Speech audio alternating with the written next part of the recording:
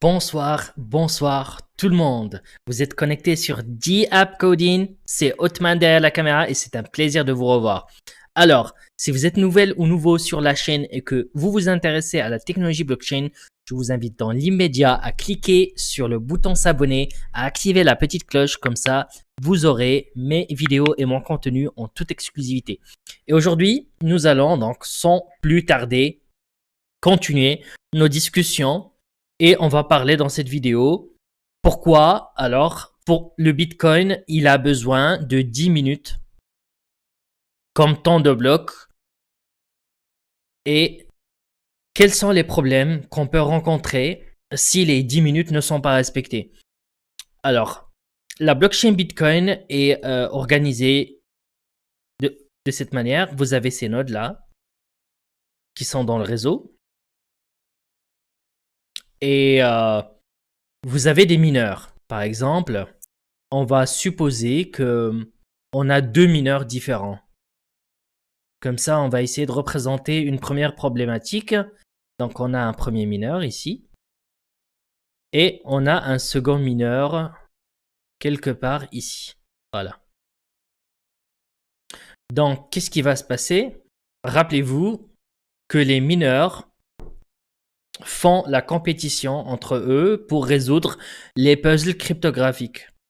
Pour qu'ils puissent donc insérer le bloc, ils doivent résoudre ce puzzle cryptographique et donc d'avoir un hash de bloc qui est inférieur à un certain hash limite.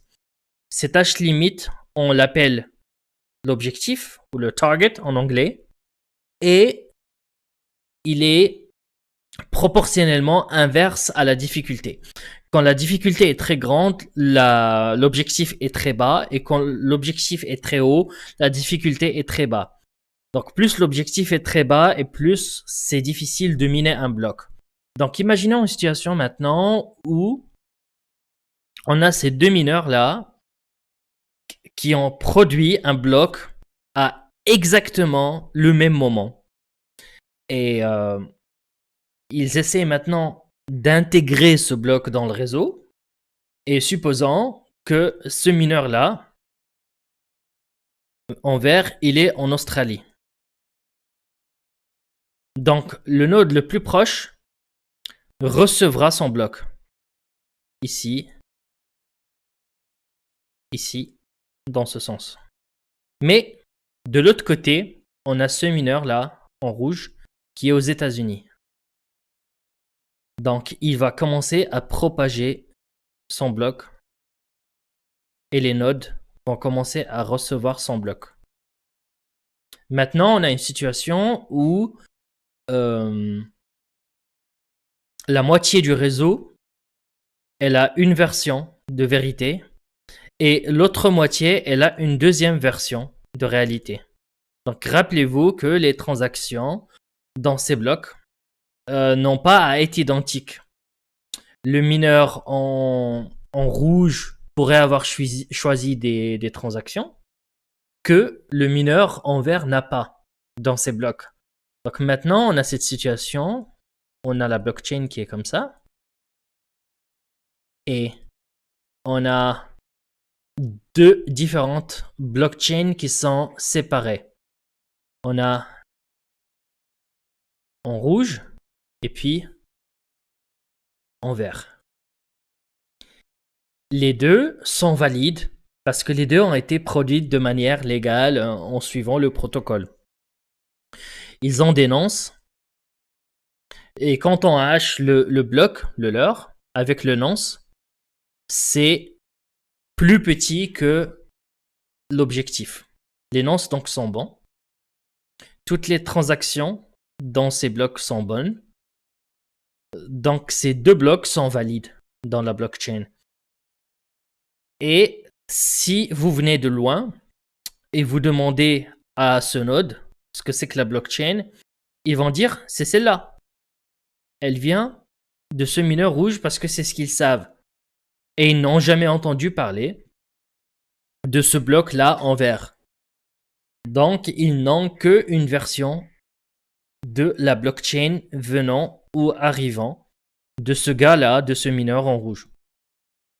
Et si vous demandez à cette node, ils vont vous dire la blockchain, c'est celle-là. Donc, on a deux versions de vérité dans ce cas. Et en fonction de à qui on demande, on aura deux versions différentes. Maintenant, tôt ou tard, on aura un autre mineur. Ici, par exemple.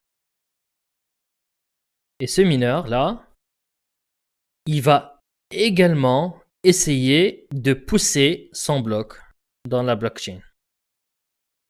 Et si le mineur en orange, il est en train de placer son bloc dans la blockchain en vert, qu'est-ce qui va se passer? Cette blockchain sera plus longue que la deuxième blockchain en rouge.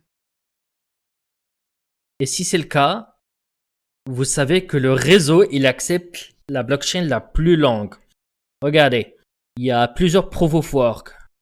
2, 3, 4, etc., etc. Donc,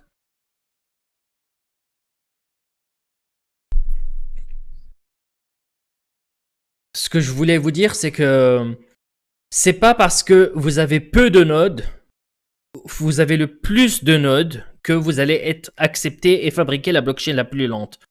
Mais ça dépend de la difficulté. Plus la difficulté est grande, et plus vous serez accepté dans la blockchain. Donc, si le mineur en orange accepte cette chaîne et se rajoute à cette chaîne et propage son bloc dans le réseau, alors qu'est-ce qui va se passer? Ça, le bloc en rouge sera enlevé et les transactions seront retournées au même pool. Les transactions ici, toutes ces transactions qui stationnent ici retourneront au même pool de leur node. Voilà. Donc, tout dépend de quel bloc le mineur choisit à miner et quelle partie de la chaîne le mineur décide de choisir. Dans cet exemple, il a choisi cette chaîne-là. Donc, le mineur en orange, il a choisi, bon, il est arrivé en premier et par chance, il est arrivé au bloc, à la chaîne, on va l'appeler la chaîne verte, ou alors il a choisi pour une autre raison la chaîne verte. Donc, il va miner, il va ajouter son bloc à la chaîne et du coup, cette chaîne sera plus longue et plus difficile que cette première chaîne-là attachée à ce mineur en rouge. Donc, c'est ça la vraie compétition entre mineurs. C'est une compétition de difficulté. On pourrait avoir une situation où un mineur peut joindre deux blocs différents et deux blockchains différentes, mais à la fin, il ne restera qu'un bout de la chaîne. Donc ici, on a éliminé cette branche et on a gardé cette vraie branche-là. C'est la vraie, c'est la bonne version, c'est la bonne vérité qu'on garde dans notre réseau. L'autre partie sera refoulée, annulée, et les transactions retourneront au même pool de leur node.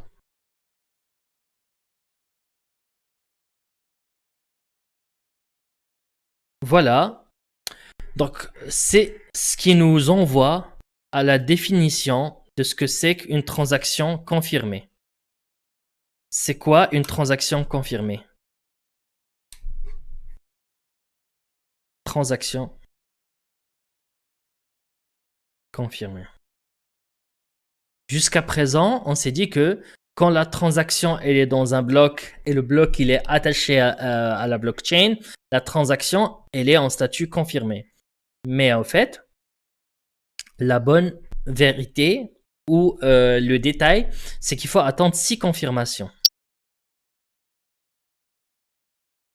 Quand vous faites une transaction et quand elle arrive, une transaction arrive dans un bloc, il faut attendre 6 blocs 4, 5, 6. Il faut que 6 blocs arrivent à récupérer ce bloc-là. Rappelez-vous de ce bloc qui a été refoulé, ces blocs-là qui ont été refoulés et qui sont retournés au même pool. Donc, au fait, il faut qu'il y ait une chaîne de 6 blocs qui vient confirmer le bloc dans lequel votre transaction elle est écrite. Supposons que votre transaction elle est là, elle va être ici. Voilà, ça c'est la transaction. Et certains nœuds vont peut-être accepter votre transaction, mais c'est pas suffisant. Il faut que ça soit une chaîne aussi longue que cela qui vient confirmer la transaction de votre bloc. Ici, quand on revient, là, ce gars-là, ce mineur en orange, il a eu une chaîne plus longue. Du coup, il a été ajouté de manière, son bloc a été ajouté de manière valide. Donc ces blocs-là, on les appelle les stale blocs ou les vieux blocs. En fait, ça veut dire quoi de manière technique? Les stale blocs, ça veut dire tout simplement que ce sont des blocs qui autrefois faisaient partie d'une blockchain, mais qui ont été droppés, qui ont été annulés, parce que malheureusement, ils n'ont pas survécu. Donc on les appelle les stale blocks ou les vieux blocs. Ce sont des blocs errants qui ont rejoint des blockchains, mais qui ont été battus par des concurrents et donc qui ont été annulés. Et ces stale blocks, ils vont venir confirmer votre transaction. Bon, des fois, les gens appellent ça les blocs orphelins.